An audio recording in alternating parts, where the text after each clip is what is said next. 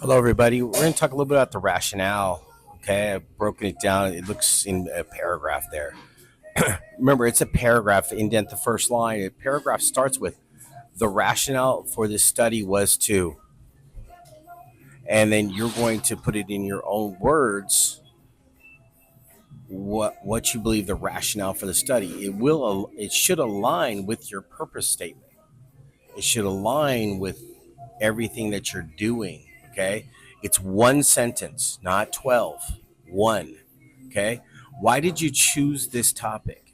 So, out of all the topics in the entire world, you chose to go after this one as whether you're an educator, or if you're looking at a certain type of study, regardless, you could have picked anything in your classroom, you could have picked anything in the world, and you chose this in a short, quick thing. Why was this topic important to your knowledge base or your future or whatever it is, and that? Okay, what is the background on the topic? What does background mean? What is the background? Kind of like, what is it about? How, maybe how long it's been done? Any situation like this is also the time when you define simply what you're actually looking at. What are the current concerns and issues? What are the concerns and issues with the topic? This is the gap in the literature.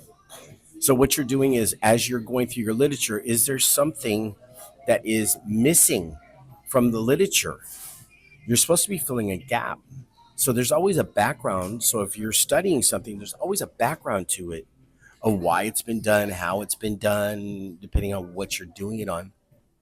And this is where you're looking at all the stuff you've learned so far and say, what is the background? So if it's, let's say, education and you're doing something in the math area, you're going to talk about the weaknesses of this. At the same time, you're going to talk about the gap maybe in the literature in certain areas that you're looking for. So as you're going through, you say, oh my gosh, if I have that right there, I'm going to have it in terms of the concerns and issues of the topic.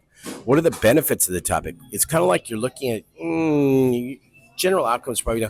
What are the benefits of this? When it's over, what is the benefit to the overall structure of the world without saying it that way? Think about, if this works out really well, kind of like, what am I going to find without saying you're the primary researcher or the researcher? The last thing is any personal experience that demonstrates interest and passion in the topic. And this is where you're bringing yourself in and saying, hey, why am I really doing this? So it starts with the primary researcher chose this topic because of an experience he or she had, saying in third person, and then talk about it. It's the idea of, if I give you a real quick one here, when I finally picked my topic for my dissertation, I'm standing on a football field working a game, and my topic started out with prayer in high school football.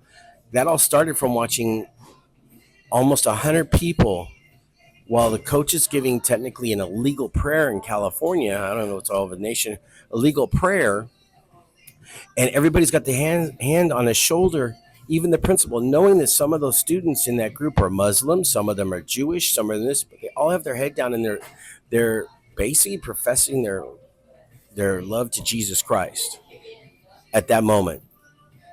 So they may be praying on their own, but in the visual aspect of it, they were following in line and listening to a Christian prayer, which they're really not supposed to do. I'm sorry, I missed that. What are the gaps in the literature? So the benefits are just the benefits, and the concerns are the concerns with the topic. It could be anything. What are the gaps in the literature? The gap in the literature, again, it's anything that you're studying, you can't find anything, and that's pretty easy to do in our library right now with it, since it's under reconstruction. But take a look at it and say, what's missing from the literature? Because in scientific method, that is the biggest portion. You're not supposed to be doing something that somebody's done 50,000 times. You're supposed to be doing something new, and a master's and a doctorate, and bringing something new to the table. Who will this study help? The best way to do this study will help teachers, blah, blah, blah. This study will help administrators, da, da, da, da. This study will help parents, da, da, da. I'm giving you the beginning of the sentence. So this is the best way to do your rationale. If you have any questions,